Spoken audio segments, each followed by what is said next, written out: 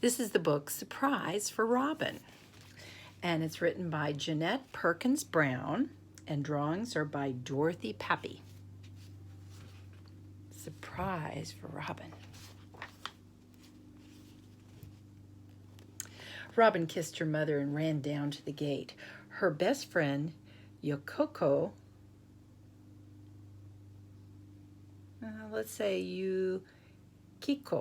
Yukiko, I'll try to remember that, and her mother were waiting to take her to kindergarten. Robin bowed to Yukiko's mother. She had been living so long in Japan that she did as her Japanese friends did. She spoke as they spoke in Japanese. "Good morning," she said politely, though she was in a hurry to tell them something. Then she said, "We are going home to America. We are going next week." The corners of Yukiko's mouth turned down. "I don't want you to go away," she said to Robin. Robin took her hand and they walked along without saying anything. Down the street, Seiji was waiting to join them. He had a pet beetle and a little bamboo cage. "See my beetle?" he asked. He hardly listened when Yukiko told him Robin was going away. He went right on talking about his beetle and his cage.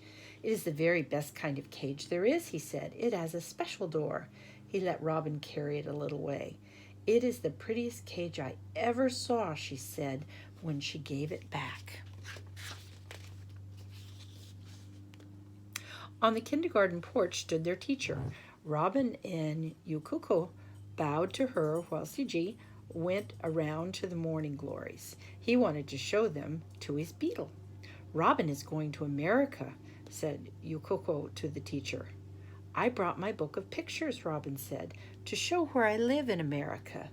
I have pictures of my school, too. Will you show them to us after our morning song?" the teacher asked. "It is time to go in now." Before they went inside, the children changed their shoes for soft slippers. The children were in their circle. They bowed their heads for a song. "The bright, clear morning, the still, lovely evening, our food and clothes too, are all gifts from our Heavenly Father." Now they were ready to hear about Robin's book. She showed them the cover, which had a picture of a big ship. "This is the ship we came on to Japan," she told them. "It has a playroom for children." "You should have come in an airplane," said Seiji. "It is quicker." "We had too many trunks to go on an airplane," Robin explained, and she turned the page. The first picture showed Robin's home in America. Her baby sister was in a playpen in the yard. "Look, that baby is in a cage," the children said. "It is like my cage, only bigger," Seiji said. Robin laughed. "That is her playpen," she said. "The baby is safe in a playpen. She can't crawl to the street where she might get hurt." "Why doesn't your mother carry her baby on her back, the way our mothers do?" Yoko wanted to know. "That is the safest place for the baby." "It is just a different custom," said the teacher, and Robin turned the page. "Here is my nursery school in America," said Robin. "See me on top of the slide?" "Just like ours," said Taro. "I like to climb the ladder and slide down again."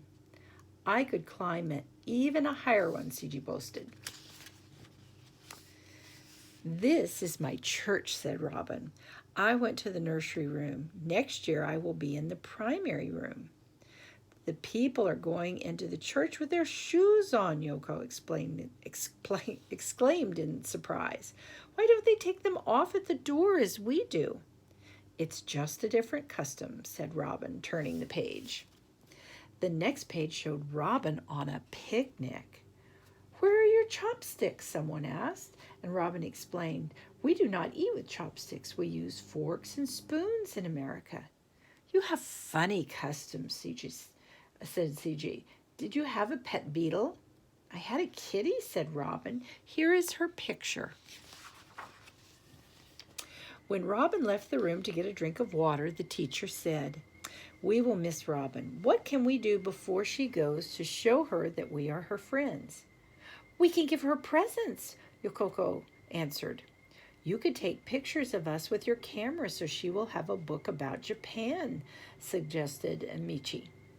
We can find pretty leaves for it too, said Taro. We can fold paper ships for her, Haruko said. I am going to give her a doll, Yukoko said, because Robin is my best friend. Seiji said nothing, but he frowned as if he were thinking. Seiji liked to be different. When the children folded squares of paper into little ships, Seiji folded his into an airplane. When the others painted pictures of flowers for Robin, Seiji painted a picture of his beetle in its little wooden cage. It's the best kind of cage there is, he said proudly, with a special door. The next day, the class went on a picnic walk to find pretty leaves and take pictures. As they went, they sang, hand in hand on a country road, we walk and our shoes make a squeaking. We play, we're a flock of little birds, and our shoes are making a chirping. When they found a place to stop, they put down their lunches and played games. They had a hopping race first. Next, they played cat and mouse. Robin got down on her hands and knees and said to the teacher, "Please take a picture of me being a mouse." Then she squealed and tried to run, for Seiji was a cat chasing her. After the games, they opened their lunch boxes and took out their chopsticks. Their food was in little pans just large enough to hold some rice and fish and a vegetable. Robin's vegetable was green beans. The teacher took another picture while they were eating. Seiji made funny face just as the shutter clicked. After lunch, the children began to look for leaves, all but Seiji. We will find the very prettiest for you, they told Robin, all but Seiji. Seiji was looking for something in the tree bark. He was looking for a beetle to race with his, said Taro. When Seiji joined them, he had a broad smile on his face and another beetle in his cage. The next 2 days, the children were busy pressing some of the leaves and making leaf prints of others. They will make a nice book for Robin, they said. Robin was pleased. I will show them to all my friends in America, she promised. Seiji was trying to make a cage for the extra beetle. First he tried paper strips, but they let the beetle through. Then he tried little twigs, but they broke. He punched holes in a small box, but it did not look like a cage. It was hard to make a cage as pretty as his little bamboo one. Then came Robin's last day at the kindergarten. It was full of surprises. All of her Japanese friends seemed to have presents for her. Yokoko brought her a doll. Michi gave her a coloring book with Japanese pictures. Haruko gave her a book showing how to fold paper into toys with a package of folding paper inside it. Shinko gave her a box of crayons. Yoshiko gave her a little pen made like a parasol. Ako gave her a fan with a picture on it. Taro brought her a pair of wooden shoes like those he wore.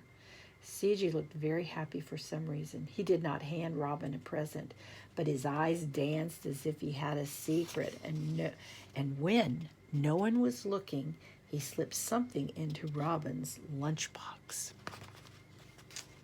Robin's arms were full of presents and her face was full of smiles. All of these surprises, she said happily when her mother came for her, from all my friends. But it was not until she emptied her lunchbox at home that she discovered the biggest surprise of all. "Oh, Mommy," she cried, "Seiji gave me a beetle and his special little cage with a door." "How very kind of Seiji," exclaimed her mother. But then she looked troubled. "The cage is beautiful," she said. "It will always remind you of Seiji. But darling, the beetle's home is in Japan. He is used to these trees and he knows how to find his own kind of food here. We could not take him to America."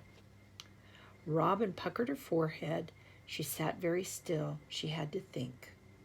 "I know," she said, at last jumping up. "I will leave him with Yokuko. She is my best friend, and he can live in her garden. So Robin left her beetle in Yukuko's garden the day she went away. Robin took all of her presents on the ship with her when she left for America. She carried the little cage herself. It is the best kind of cage there is, she said. It has a special door. And Siji gave it to me, and I'm going to keep my best treasures in it always. And that's the end.